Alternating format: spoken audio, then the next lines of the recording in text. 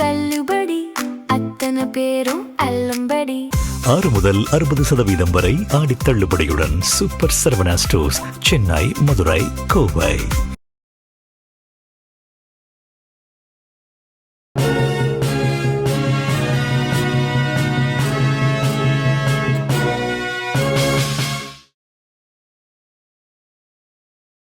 வணக்கம்.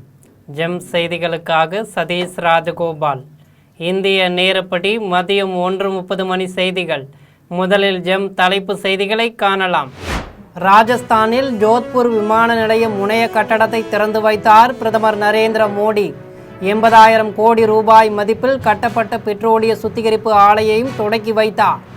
நத்தம் புறம்போக்கு நிலங்களில் குடியிருப்போருக்கு பட்டா வழங்கும் நடைமுறை மாற்றங்கள் உருவாக்கம். தமிழ்நாடு வருவாய்த்துறை அமைச்சர் செங்கோட்டையன் அறிவிப்பு. மகாராஷ்டிரம், குஜராத் மாநிலங்களில் தென்மேற்கு பருவமழை தீவிரம். நேற்று முதல் பெய்து வரும் கனமழையால் தாழ்வான பகுதிகளில் குளம் போல் மழைநீர் தேக்கம்.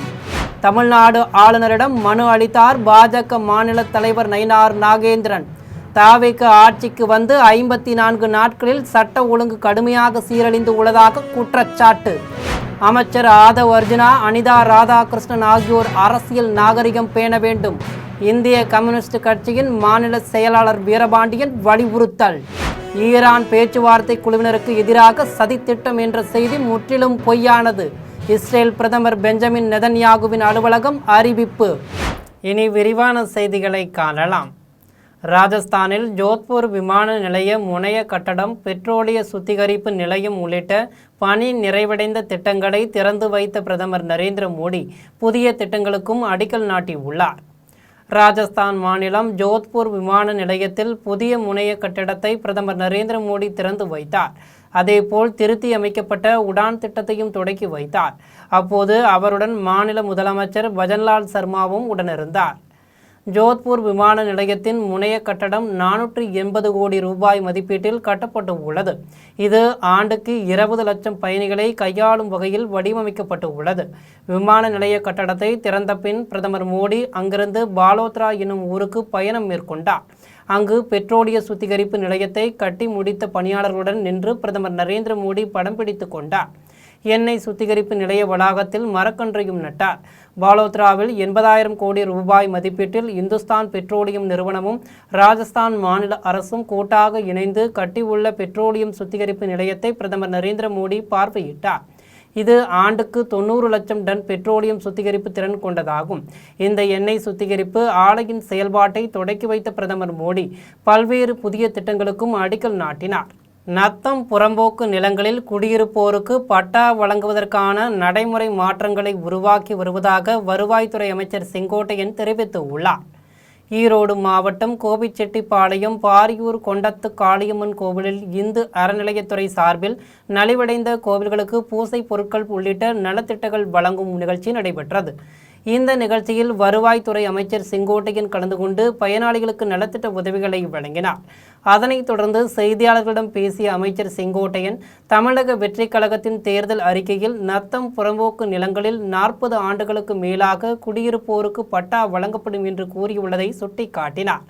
அதன்படி நத்தம் புறம்போக்கு நிலங்களில் குடியிருப்பவர்கள் பற்றிய ஆய்வுப் பணிகளை செய்து வருவதாகவும் விரைந்து பட்டாக்கள் வழங்குவதற்காக புதிய நடைமுறை மாற்றங்களை உருவாக்கி வருவதாகவும் தெரிவித்தார்.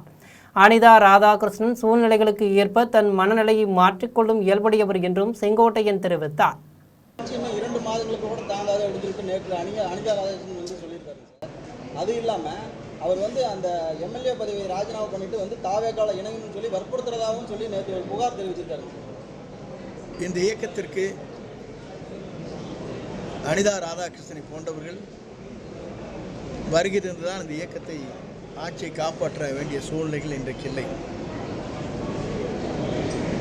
அவர் அவதூறாக பேசினார் என்பதற்காக உயர்நீதிமன்றத்தில் அவர் முன்ஜாமீன் கேட்டிருந்தார். அது வழங்கப்படவில்லை. மகாராஷ்டிரத்திலும் குஜராத்திலும் தென்மேற்கு பருவமழை தீவிரமடைந்து உள்ளது. மும்பையில் கனமழையால் நகரின் தாழ்வான இடங்களில் தண்ணீர் பெருக்கெடுத்து பாய்கிறது. மகாராஷ்டிர மாநிலத்தின் மேற்கு கடற்கரை பகுதிகளில் தென்மேற்கு பருவமழை தீவிரமடைந்து உள்ளது. மும்பை, ராய்காட், வால்கர், தானே ஆகிய மாவட்டங்களில் இன்று அதிக கனமழை பெய்யக்கூடும் என்று வானிலை ஆய்வு மையம் சிவப்பு எச்சரிக்கை விடுத்து உள்ளது. இந்நிலையில் நேற்றிரவு முதல் மும்பையில் கனமழை பெய்து வருகிறது. நேற்று காலை 8 மணி முதல் இன்று காலை 8 மணி வரையான 24 மணி நேரத்தில் 14 சென்டிமீட்டர் மழை பதிவாகி உள்ளது. கனமழையால் சான்பாடா சுரங்கப்பாதையில் குளம்போல தண்ணீர் தேங்கி உள்ளது. அதில் நீந்தியபடி வாகனங்கள் மெதுவாக செல்கின்றன. மும்பை கோட்டை பகுதியிலும் இடைவிடாமல் கனமழை பெய்ததால் காலை நேரத்தில் ஆள் நடமாட்டம் இன்றி வெறிச்சோடி காணப்பட்டது. மும்பையில் தொடர்ந்து மழை பெய்து வருவதால் பாந்த்ரா கிழக்கு பகுதியில் வாகன போக்குவரத்தும் மக்கள் நடமாட்டமும் குறைவாக காணப்பட்டது. அதே நேரத்தில் ரயில்களில் பயணிகள் போக்குவரத்து வழக்கம் போல் காணப்பட்டது. மும்பை புறநகர் பகுதியான வசாயிலும் இடைவிடாமல் மழை பெய்து வருகிறது. இதனால் சாலையில் மழைநீர் பாய்ந்தோடுவதால் வாகனங்கள் மெதுவாக ஊர்ந்து சென்றன. கனமழையால் நவி மும்பையிலும் வேளாண் விளைபொருள் விற்பனை குழுவால் நடத்தப்படும் காய்கறி சந்தை பகுதியில் குளம்போல் தண்ணீர் தேங்கி உள்ளது. விடுமுறை நாளில் மும்பை மக்கள் பலர் இந்தியாவின் நுழைவாயில் பகுதியில் குடையுடன் நடந்து சென்று பருவமழை காலத்தை அனுபவித்து மகிழ்ந்தனர். குஜராத்தின் வடபகுதிகளுக்கும் தென்மேற்கு பருவகாற்றும் முன்னேறி உள்ளது. பனஸ்கந்தா மாவட்டத்தில் இந்த பருவத்தின் முதல் மழை பெய்தது. இதனால் தனேரா நகரில் தாழ்வான இடங்களில் தண்ணீர் குளம்போல் தேங்கி உள்ளது. குஜராத்தின் ஜினாகத்தில் நேற்றிரவு முதல் தொடர்ந்து கனமழை பெய்து வருவதால் வெள்ளப்பெருக்கு ஏற்பட்டு உள்ளது. வெள்ளம் பாதிக்கப்பட்ட பகுதிகளில் வாகனங்களில் சிக்கி தத்தளித்த மக்களை தீயணைப்பு துறையினர் மிதவைகளுடன் சென்று கயிறு கட்டி மீட்பு பாதுகாப்பான இடங்களுக்கு கொண்டு சென்றனர். ஜுனாகத் நகரின் தாழ்வான இடங்களில் தண்ணீர் தேங்கியதால் வாகனங்கள் மெதுவாக ஊர்ந்து சென்றன. ஆறுகளில் கரைமீறி பாயும் வெள்ளம் நெடுஞ்சாலையில் பாய்ந்து செல்கிறது. தமிழ்நாட்டின் சட்டம் ஒழுங்கு பிரச்சினை தொடர்பாக ஆளுநரிடம் மனு அளித்து உள்ளதாக பாஜக மாநில தலைவர் நயினார் நாகேந்திரன் தெரிவித்துள்ளார். சென்னை கிண்டியில் உள்ள மக்கள் மாளிகையில் தமிழக ஆளுநர் ராஜேந்திர விஸ்வநாத் அர்லேக்கரை பாஜக மாநில தலைவர் நயினார் நாகேந்திரன் சந்தித்தார். அப்போது தமிழ்நாட்டின் சட்டம் ஒழுங்கு பிரச்சினை தொடர்பாக அவர் ஆளுநரிடம் மனு அளித்தார். இது தொடர்பாக அவர் செய்தியாளர்களிடம் பேசினார். அப்போது பெண் குழந்தைகளிடம் அமைச்சர் விஸ்வநாதன் நடந்த விதம் தவறு என எடுத்து கூறியதாக தெரிவித்தார். தமிழ்நாட்டில் தாவேக ஆட்சிக்கு வந்து 54 நாட்களில் சட்டம் ஒழுங்கு கடுமையாக சீரழிந்து உள்ளது என்றும் தாவேகவினரே பல்வேறு குற்ற செயல்களில் ஈடுபடுகின்றனர் என்றும் குற்றம் சாட்டினார். தாவேக அரசை களையுங்கள் என ஆளுநரிடம் கோரவில்லை என்றும் ஆனால் அவர்கள் சரியான நடவடிக்கை எடுக்க தவறிவிட்டதாக கூறியதாகவும் தெரிவித்தார். திமுக ஆட்சிக்கும் தாவேக ஆட்சிக்கும் எந்த வித்தியாசமும் இல்லை என்றும் 2 கட்சிகளின் ஆட்சியிலும் எந்த நடவடிக்கையும் எடுக்கப்படவில்லை என்றும் தெரிவித்தார். ஆளுநர் எங்கெங்கு ஆய்வு செய்ய வேண்டுமென்று அமைச்சர் நிர்மல்குமார் கூற முடியாது என்றும் அவருக்கு ஆய்வு செய்ய முழு அதிகாரம் உள்ளது என்றும் நாகேந்திரன் கூறினார். தாவேக அரசு குதிரை பேரம் நடத்த வேண்டிய அவசியம் என்ன என்று கேள்வி எழுப்பினார். நம்முடைய மாண்புமிகு அமைச்சர் நிர்மல்குமார் சட்டம் படிச்சிருக்காரே தவிர சட்டத்தை பற்றி தெரியுமா அப்படிங்கிறது எங்களுக்கு ஒரு சந்தேகமே இருக்குது.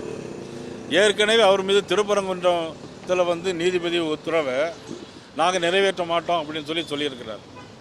ஒரு நீதிபதி திருப்பரங்குன்றத்தில் தீபம் ஏற்றலாம்னு சொன்ன பிறகும் அதை முடியாதுன்னு சொன்னால் இவர் சட்டத்துறை அமைச்சராக எப்படி நீடிக்கிறாருங்கிறது தான் தெரியல.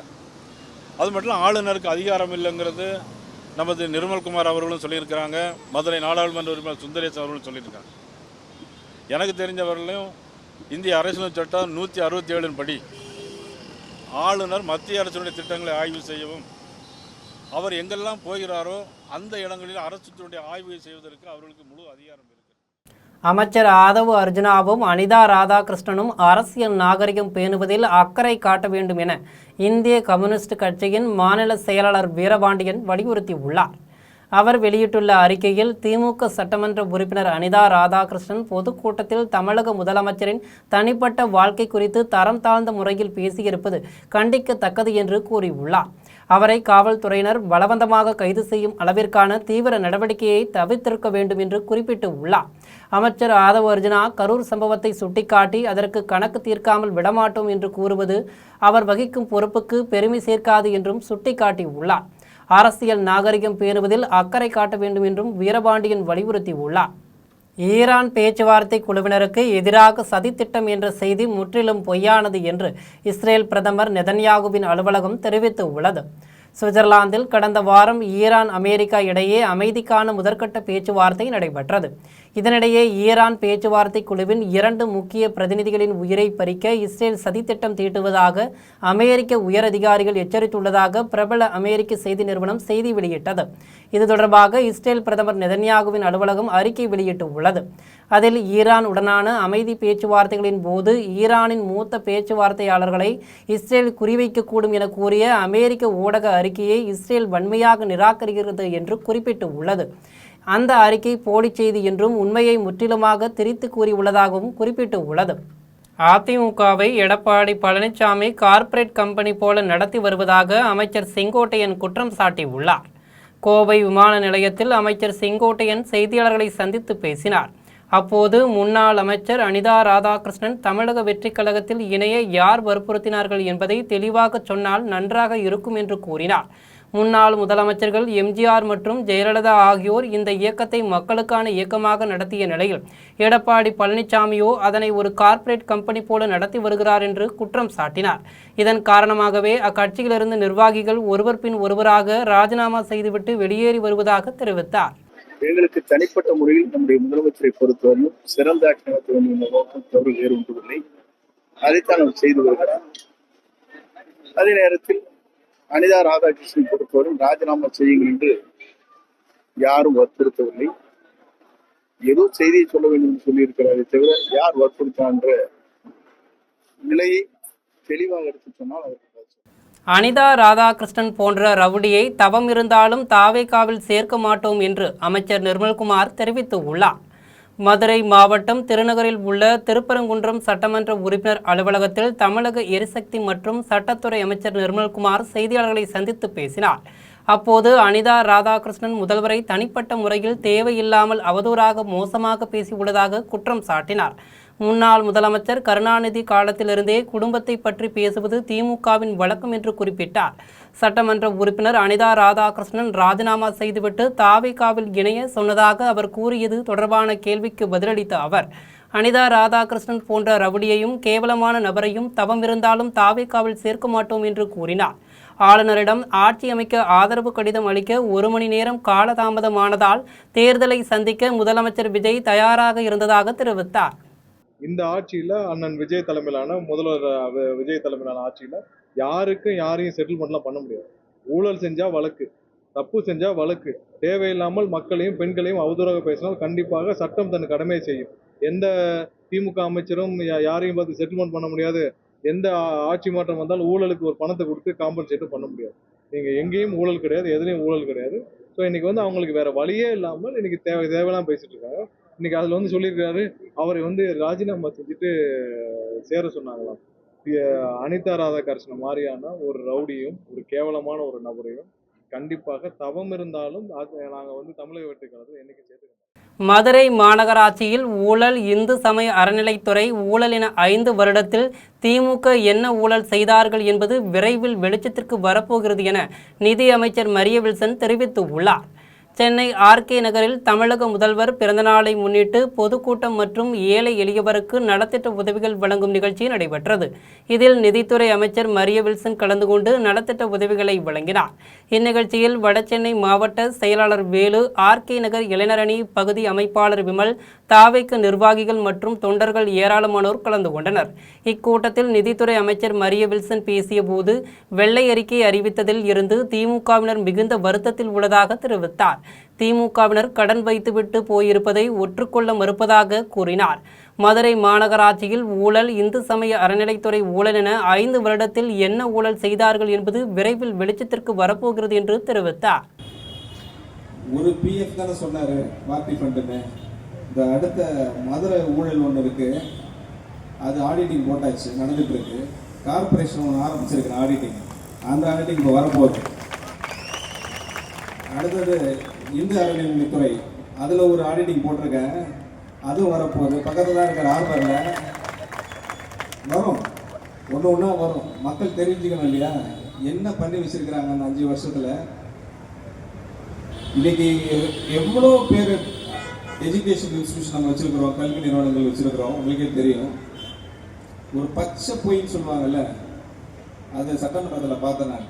தலைவர் சொல்றார், பார்ட்டி ஃபண்ட் எடுத்தீங்களா இல்லையான்னு கேட்கிறார். உடனே அரசு அதிகாரிகளை சந்திக்க ஆளுநருக்கு முழு உரிமை உண்டு என்று பாஜக மூத்த தலைவர் தமிழிசை சவுந்தரராஜன் தெரிவித்துள்ளார். சென்னை திருவொற்றியூர் வடிவுடையம்மன் கோவிலில் சுவாமி தரிசனம் செய்த பாஜக மூத்த தலைவர் தமிழிசை சவுந்தரராஜன் செய்தியாளர்களிடம் பேசினார். அப்போது பேசிய அவர், தமிழகத்தின் கட்டமைப்பு வசதிகளுக்கு மத்திய அரசு 7500 கோடி ரூபாய் நிதி ஒதுக்கியுள்ளது என்றும், மதுரையில் வைகை நதி மாசுபட்டுள்ளதை ஆளுநர் சுட்டிக்காட்டிய போது அதை சீரமைக்காமல் அவரை விமர்சிப்பது திமுகவின் தவறு என்றும் கூறியுள்ளார். மேலும் எதிர்க்கட்சிகளை தரக்குறைவாக விமர்சித்த அனிதா ராதாகிருஷ்ணன் மீதான நீதிமன்ற கண்டனம் மற்றவர்களுக்கு ஒரு பாடமாகும். சுயநலத்திற்காக பதவியை ராஜினாமா செய்யும் எம்எல்ஏக்களை மக்கள் மன்னிக்க மாட்டார்கள். பணத்தை கொடுத்து ஆட்சியை தட்டி பறிக்க வேண்டிய அவசியம் பாஜகவுக்கு இல்லை என்றும் அவர் கூறினார். சென்ற ஆட்சி வாங்கி வைத்திருக்கிறது. அதோட எம்பி வெங்கடேசன் அவர்கள் கம்யூனிஸ்ட் கட்சியை சார்ந்தவர்கள். இதை பற்றியெல்லாம் அவங்க கவலைப்படல. ஆனா மரியாதைக்குரிய ஆளுநர் அவர்கள் மதுரைக்கு போகிறார்கள். என் அன்னை மீனாட்சி ஆட்சி செய்து கொண்டிருக்கின்ற மதுரைக்கு போகிறார்கள். வைகையை பார்க்கிறார்கள். பல இடங்களில் வைகை காய்ந்து போய் இருக்கிறது. சில இடங்களில் குப்பை கூலமாக காட்சி அளிக்கிறது. உடனே அவர் என்ன சொல்கிறார் என்றால், இந்த வைகையை இப்படி வைத்திருக்கிறீர்களே, இதை சுத்தப்படுத்துங்கள். சுத்தப்படுத்தவில்லை என்றால் மக்கள் பவனம் களத்தில் இறங்க வேண்டியிருக்கும்னு சொல்றாரு. பன்ருட்டியில் உரிய ஆவணங்கள் இன்றி இயக்கப்பட்ட 15 ஆட்டோக்களை போக்குவரத்து காவலர்கள் பறிமுதல் செய்து உள்ளனர். கடலூர் மாவட்டம் பன்ருட்டியில் காவல் ஆய்வாளர் இளையராஜா தலைமையில் வாகன சோதனை போக்குவரத்து காவலர்கள் அந்த பகுதியில் செல்லும் ஆட்டோவினை ஆய்வு மேற்கொண்டனர். அப்போது ஓட்டுநர் உரிமம், வாகன காப்பீடு உள்ளிட்ட உரிய ஆவணங்கள் இன்றியும் போக்குவரத்து விதிமீறியும் இயக்கப்பட்ட 15 ஆட்டோக்களை பறிமுதல் செய்தனர். மேலும் போக்குவரத்து விதிகளை மீறி செயல்படும் வாகன ஓட்டுநர்களுக்கு கடுமையான நடவடிக்கை எடுக்கப்படும் என எச்சரிக்கை விடுத்தனர். புதுக்கோட்டை அருகே மூங்கில் அய்யனார் கோவில் திருவிழாவை மாவட்ட நிர்வாகம் நிறுத்திவிட்டதாக குற்றம் சாட்டி பொதுமக்கள் சாலை மறியல் போராட்டத்தில் ஈடுபட்டதால் அப்பகுதியில் பெரும் பரபரப்பு ஏற்பட்டு உள்ளது. புதுக்கோட்டை மாவட்டம் வளவம்பட்டி கிராமத்தில் உள்ள மூங்கில் அய்யனார் கோவிலில் திருவிழாவில் மாவட்ட நிர்வாகம் நிறுத்திவிட்டதாக குற்றம் சாட்டி பொதுமக்கள் சாலை மறியல் போராட்டத்தில் ஈடுபட்டனர். இதனால் புதுக்கோட்டை தஞ்சை சாலையில் 3 மணி நேரத்திற்கு மேலாக போக்குவரத்து பாதிக்கப்பட்டது. கொட்டும் மழையிலும் போராட்டத்தில் ஈடுபட்ட மக்களோடு காவல்துறையினர் மற்றும் வருவாய்த்துறை அதிகாரிகள் பேச்சுவார்த்தை நடத்தி உயர் அதிகாரிகளிடம் பேசி உரிய தீர்வை காண்பதாக உறுதியளித்ததை அடுத்து அனைவரும் அங்கிருந்து கலைந்து சென்றனர்.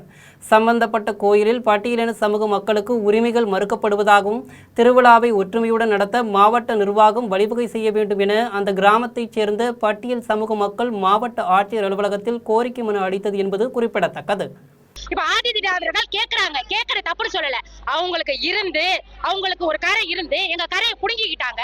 எங்களுக்கு நீங்க கொடுக்க மாட்டேங்கிறாங்கன்னு சொன்னா நாங்க எங்க மேல தப்பு, நாங்க ஒத்துக்கிறோம். இல்ல 8 கரை தானே, 8 கரையில இன்னைக்கு எங்களுக்கு வேணும்னு கேக்குறாங்க. சரி, நீங்க சொன்னது நியாயம். அப்ப நாங்க எங்க வளமையை நீங்க உங்களுக்காக மாத்துறீங்க. அப்ப அம்பேத்கர் எழுதி வச்சார்ல, ஆதி திராவிடர்களுக்கு எழுதி வச்சார்ல, அவங்களுக்கு இந்த மாதிரி இத்தனை சதவீதம் இருந்தா போதும், உங்களுக்கு போதும். நாங்களும் ரத்தமும் சதையும் உள்ள மனுஷங்க. வாலாஜாபாத்தில் சாலை ஓரம் கொட்டப்படும் இறைச்சி கழிவுகளால் பொதுமக்களும் வாகன ஓட்டிகளும் கடும் அவதியடைந்து உள்ளனர். காஞ்சிபுரம் மாவட்டம் வாலாஜாபாத் பஜார் வீதியில் 10க்கும் மேற்பட்ட இறைச்சி கடைகளில் உள்ள கழிவுகளை பாலாற்றிலும் காஞ்சிபுரம் செல்லும் சாலையிலும் இருபுறங்களிலும் கொட்டப்பட்டு வருகிறது. இதனால் பொதுமக்களும் வாகன ஓட்டிகளும் பெரும் சிரமத்திற்கு உள்ளாகி உள்ளனர். தேங்கியுள்ள கழிவுகளால் ஈக்கள், கொசுக்கள் அதிகளவில் உற்பத்தியாகி டெங்கு, மலேரியா போன்ற கொடிய நோய்கள் பரவும் என்ற அச்சத்தில் பொதுமக்கள் உள்ளனர். இதுகுறித்து வாலாஜாபாத் பேரூராட்சி நிர்வாகத்திடம் பலமுறை முறையிட்டும் எந்தவொரு நடவடிக்கை எடுக்கவில்லை என்று பொதுமக்கள் வேதனையுடன் தெரிவித்தனர். சேலத்தில் நடைபெற்ற 14வது தேசிய அளவிலான ஓபன் டேக்வாண்டோ சாம்பியன்ஷிப் போட்டியில் பதக்கம் வென்றவர்களுக்கு கோவையில் உற்சாக வரவேற்பு அளிக்கப்பட்டு உள்ளது. சேலத்தில் நடைபெற்ற 14வது தேசிய அளவிலான ஓபன் டேக்வாண்டோ சாம்பியன்ஷிப் போட்டியில் கோவையைச் சேர்ந்த மாணவர்கள் அபார திறமையை வெளிப்படுத்தி 28 தங்கம், 15 வெள்ளி, 12 வெண்கலம் என மொத்தம் 55 பதக்கங்களை வென்று சாதனை படைத்து உள்ளனர். இந்நிலையில் தேசிய போட்டியில் பதக்கம் வென்று கோவை திரும்பிய வீரர் வீராங்கனைகளுக்கு பெற்றோர், பயிற்சியாளர்கள் மற்றும் பொதுமக்கள் சார்பில் உற்சாக வரவேற்பு அளிக்கப்பட்டது. இதுகுறித்து ஆண்ட்லி பிளாக் பெல்ட் அகாடமியின் தலைமை பயிற்சியாளர் ஆனந்த்குமார் செய்தியாளர்களிடம் பேசிய போது, தமிழகத்தில் டேக்வாண்டோ உள்ளிட்ட தற்காப்பு கலை விளையாட்டுகளில் திறமையான வீரர் வீராங்கனைகள் ஏராளமானோர் உள்ள நிலையில் அவர்களுக்கு தமிழக அரசு கூடுதல் முக்கியத்துவம் அளிக்க வேண்டும் என்று கூறினார். சர்வதேச போட்டிகளில் பங்கேற்பவர்களுக்கு நிதியுதவி மற்றும் ஊக்கத்தொகை உள்ளிட்ட அனைத்து வசதிகளையும் தமிழக விளையாட்டுத்துறை அமைச்சர் ஏற்படுத்தி தர வேண்டும் என்று கேட்டுக்கொண்டார்.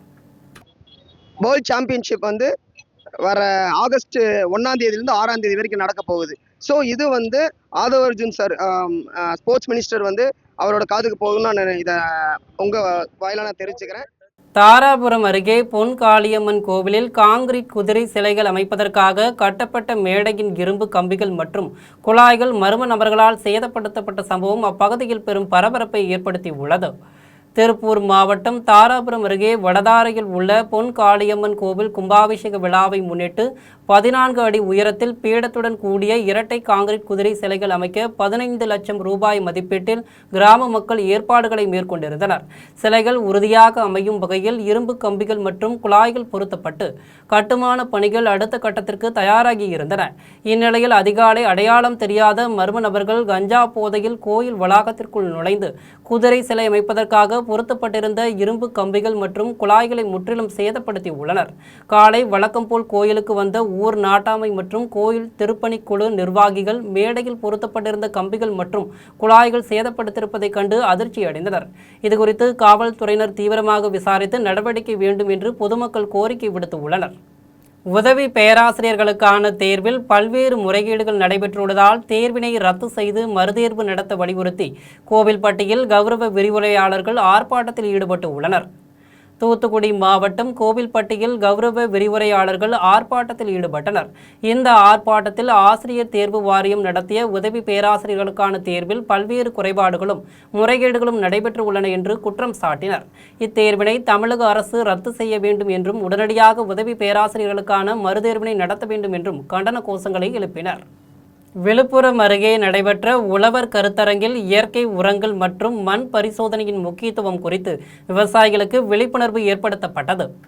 விழுப்புரம் மாவட்டம் மாம்பழப்பட்டு கிராமத்தில் தொடக்க கூட்டுறவு வேளாண்மை சங்கத்தின் சார்பில் உழவர் கருத்தரங்கு நடைபெற்றது. கிருஷிக் பாரதி கூட்டுறவு நிறுவனம் ஏற்பாடு செய்திருந்த இக்கருத்தரங்கிற்கு கூட்டுறவு கடன் சங்க செயலாளர் ரவி தலைமை தாங்கினார்.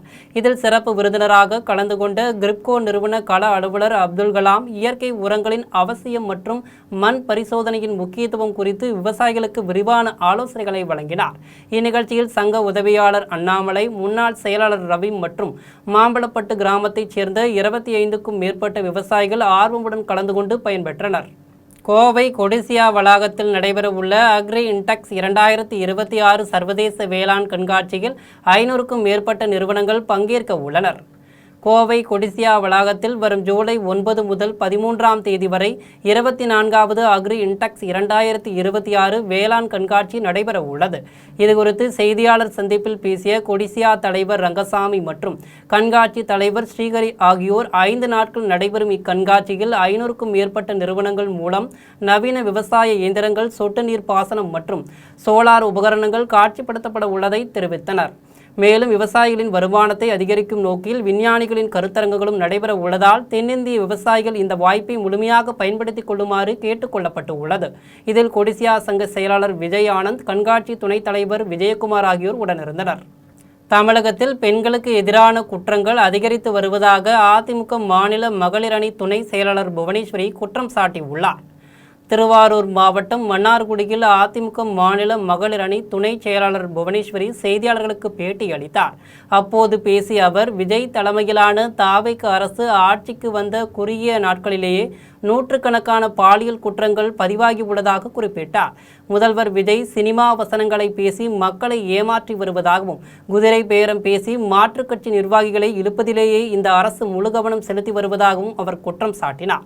மேலும் அதிமுக மகளிர் அணி மாநாட்டை கொச்சைப்படுத்தி பேசிய அமைச்சர் செங்கோட்டையனுக்கு கண்டனம் தெரிவித்த அவர், இந்த விமர்சனங்களை உடனடியாக நிறுத்திக் கொள்ளாவிட்டால் தமிழக அளவில் அதிமுக மகளிர் அணியினர் மிகப்பெரிய போராட்டத்தில் ஈடுபடுவோம் என எச்சரித்துள்ளார். ஆய்வு முடிவுகள் படி 34 நாட்கள் தாவேக ஆட்சியில் சுமார் 207 பாலியல் குற்றங்கள் பதிவாயிருக்கு. இதில் பதிவு செய்யப்படாத குற்றங்கள் இன்னும் நிறைய இருக்குது. பதிவான குற்றங்களில் பார்த்தீங்கன்னா அந்த 207ன்னு ரிப்போர்ட் சொல்கிறாங்கல்ல, அதில் 106 குற்றங்கள் பெண் குழந்தைகளுக்கு எதிரான குற்றங்கள். அப்போ எவ்வளவு மோசமான ஆட்சியாக இப்பொழுது தாவேகாவின் ஆட்சி நடைபெறுகிறது என்பது நமக்கு தெளிவாக தெரிகிறது. ஏன் இந்த அவல நிலைன்னு பார்த்தா, தாவேகா அரசின் கவனம் முழுவதும் பிற கட்சியினரின் முன்னாள் எம்எல்ஏக்களையும் இந்நாள் எம்எல்ஏக்களையும் முன்னாள் மந்திரிகளையும் இந்நாள் நிர்வாகிகளையும் இரவல் வாங்குவதற்கே அவர்களது முழு நேரமும் போய்விடுகிறது. ஒரு பொய்க்கால் குதிரை ஆட்சியாக, குதிரை பேரம் நடத்துகின்ற ஒரு மோசமான ஆட்சியாக நடைபெற்று வருகிறது. நாகப்பட்டினத்தில் லஞ்ச ஒழிப்புத் துறையினர் அதிரடி சோதனை நடத்தியதில் கணக்கில் வராத 1,03,000 ரூபாய் மதிப்பிலான பணத்தை பறிமுதல் செய்தனர். நாகப்பட்டினம் நகராட்சியில் பல்வேறு சேவைகள் தொடர்பாக லஞ்ச புகார்கள் எழுந்த நிலையில் லஞ்ச ஒழிப்புத்துறை காவல்துறையினர் அதிரடி சோதனை மேற்கொண்டனர். குடிநீர் விநியோகம், குப்பை மேலாண்மை, மின்விளக்கு அமைத்தல், பிறப்பு இறப்பு பதிவு மற்றும் சொத்து வரி வசூல் உள்ளிட்ட பணிகளில் முறைகேடு நடைபெறுவதாக தொடர்ந்து புகார்கள் வந்தன.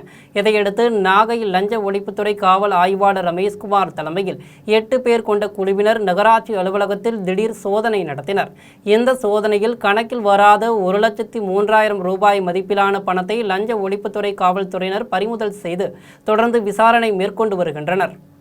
சேலத்தில் மானிய விலையில் சூரிய சக்தி மின்வேலி அமைக்க வேளாண் பொறியியல் துறை சார்பில் அழைப்பு விடுக்கப்பட்டு உள்ளது. சேலம் மாவட்டத்தில் காட்டு விலங்குகளிடம் இருந்து பயிர்களை பாதுகாக்கவும் மனித விலங்கு மோதல்களை தவிர்க்கவும் மானிய விலையில் சூரிய சக்தி மின்வேலி அமைக்க வேளாண் பொறியியல் துறை சார்பில் அழைப்பு விடுத்து உள்ளது. விலங்குகளுக்கு உயிராபத்தை ஏற்படுத்தாத இந்த வேலிக்கு 50% மானியம் வழங்கப்படுகிறது. ஒரு விவசாயிக்கு அதிகபட்சமாக 2 ஹெக்டேர் பரப்பு வரை மானியம் கிடைக்கும். 10 ஆண்டுகள் உத்தரவாதம் கொண்ட இந்த வேலியில் விலங்குகள் சிக்கினால் கைபேசி மூலம் உடனடியாக அறிந்து கொள்ளும் வசதியும் உள்ளது. இத்திட்டத்தில் சிறு குறு ஆதிதிராவிடர் மற்றும் பழங்குடியின விவசாயிகளுக்கு முன்னுரிமை அளிக்கப்படும் என்பதால் தகுதியுள்ள விவசாயிகள் உடனே வேளாண் பொறியியல் துறை அலுவலகங்களை அணுகி பயன்பெறுமாறு தெரிவித்தனர். கடலூர் மாவட்டம் காட்டுமன்னார் கோவில் அருகே உள்ள தேவனப்புத்தூர் அணிக்குழலி கிராமத்தில் வேம்பாய் அம்மன் மற்றும் பரிவார தெய்வங்களின் மகா கும்பாபிஷேகம் வெகு விமர்சையாக நடைபெற்றது. கடந்த 29ஆம் தேதி கணபதி ஹோமத்துடன் தொடங்கிய இந்த விழாவில் 4 கால யாகசாலை பூஜைகள் சிறப்பாக நடைபெற்றன. விழாவின் முக்கிய நிகழ்வாக சிவாச்சாரியர்கள் புனித நீர் கலசங்களை சுமந்து வர கோபுர கலசங்களுக்கு மகா கும்பாபிஷேகம் செய்யப்பட்டது. இந்த கும்பாபிஷேக சர்வாசாதகத்தை சிவஸ்ரீ ராஜதுரை குருக்கள் முன்னின்று நடத்தினர். இதில் திரளான பக்தர்கள் கலந்து கொண்டு சாமி தரிசனம் செய்தனர். அனைவருக்கும் அன்னதானம் வழங்கப்பட்டது. இதற்கான ஏற்பாடுகளை கிராம பொதுமக்கள் செய்திருந்தனர். இனி வருவது திரையுலக செய்திகள். குஸ்தி கற்றுக்கொண்டால் வாழ்க்கையில் தன்னம்பிக்கை கிடைக்கும் என நடிகை ஐஸ்வர்யா லட்சுமி தெரிவித்து உள்ளார். தஞ்சையில் உள்ள தனியார் திரையரங்கில் கட்டா குஸ்தி 2 திரைப்பட குழுவினர் செய்தியாளர்களை சந்தித்தனர். நடிகர் விஷ்ணு செய்தியாளர்களிடம் பேசிய போது கட்டா குஸ்தி 2 படம் மக்களிடையே நல்ல வரவேற்பை பெற்றுள்ளது என்றும் இந்த வாரம் முழுவதும் படத்தின் ப்ரமோஷனுக்காக ஒவ்வொரு ஊராக சென்று வருவதாகவும் கூறினார். இயக்குனர் செல்லப்பா பேசுகையில் தான் தஞ்சாவூரை சேர்ந்தவன் என்பதால் முதல் காட்சி தஞ்சாவூர் மக்களுடன் பார்க்க வந்துள்ளதாக தெரிவித்தார். கட்டா குஸ்தி முதல் படத்திற்கு நல்ல வரவேற்பு இருந்ததால் 2வது படம் எடுத்துள்ளதாக கூறினார். இதைத் தொடர்ந்து நடிகை ஐஸ்வர்யா லட்சுமி பேசிய போது கதாநாயகிகளுக்கு முக்கியத்துவம் கிடைக்கக்கூடிய திரைப்படம் எப்போதாவது தான் கிடைக்கும் என்றும் குஸ்தி கற்றுக்கொண்டால் வாழ்க்கையில் தன்னம்பிக்கை கிடைக்கும் என்றும் கூறினார். ரொம்ப சந்தோஷமா இருக்கும். காலையில் ஃபர்ஸ்ட் ஷோ கசினோ தியேட்டரில் பார்த்தோம், ரொம்ப என்ஜாய் பண்ணோம். ஸோ மக்களோட படம் பார்க்கணும்னு ஆசைப்பட்டோம். அண்ட் சூப்பராக போயிட்டு இருக்க ரெஸ்பான்ஸ் எல்லா ஊர்லேருந்து ரொம்ப பாசிட்டிவ் ரிப்போர்ட்ஸு. அண்ட் மக்கள் பயங்கரமாக என்ஜாய் பண்ணுறாங்க. எஸ்பெஷலி செகண்ட் ஹாஃப் காமெடி வந்து எல்லாருக்குமே ரொம்ப பிடிச்சிருக்கு. அண்ட் கருணாசன் கேரக்டர் பயங்கரமாக ஒரு தியேட்டரில் கைத்தட்டும் விசிலும் வாங்கிட்டு இருக்க ஒரு கேரக்டர். அண்ட் எல்லாரும் ரொம்ப ஹாப்பியாக இருக்கும், எக்ஸைட்டடாக இருக்கும். அண்ட் நிறைய தியேட்டர்ஸ் போக போகிறோம். அப்புறம் திருச்சியும் போக போகிறோம். நாளைக்கு மதுரை. இனி வருவது விளையாட்டுச் செய்திகள்.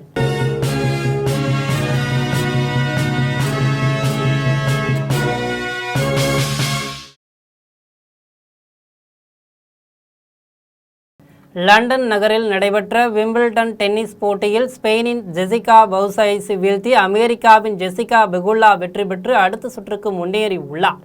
இங்கிலாந்தின் லண்டன் நகரில் விம்பிள்டன் டென்னிஸ் போட்டி நடைபெறுகிறது.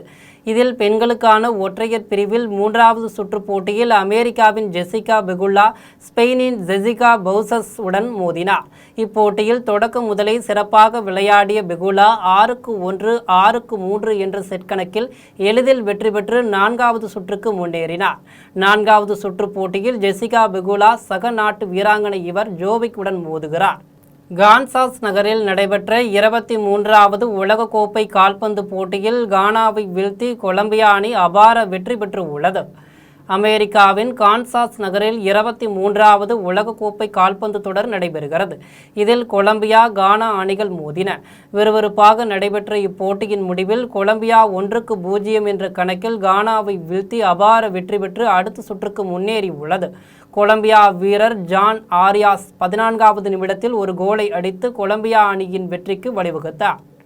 இனி வருவது தங்கம் மற்றும் வெள்ளி விலை நிலவரம்.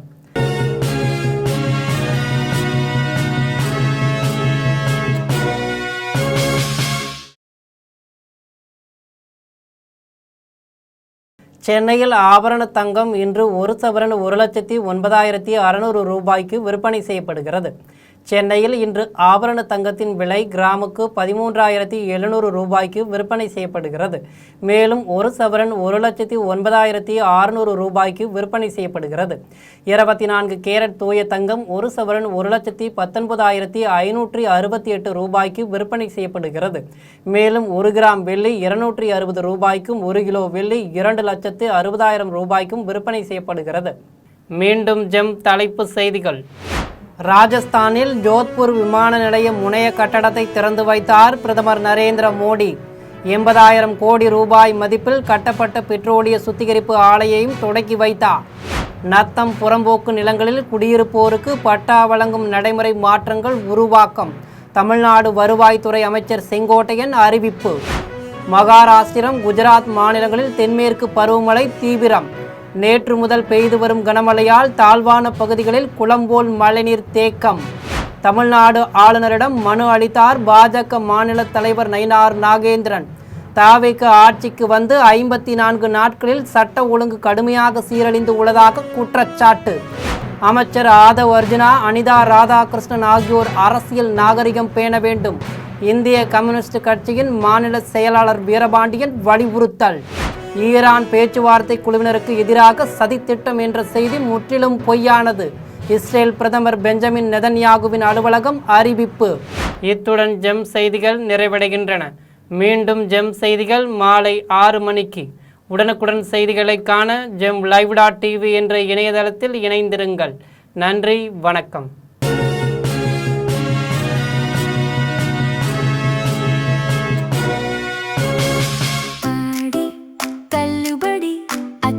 பேரும் அல்லும்படி 6 முதல் 60% வரை ஆடி தள்ளுபடியுடன் சூப்பர் சரவணா ஸ்டோர்ஸ், சென்னை, மதுரை, கோவை.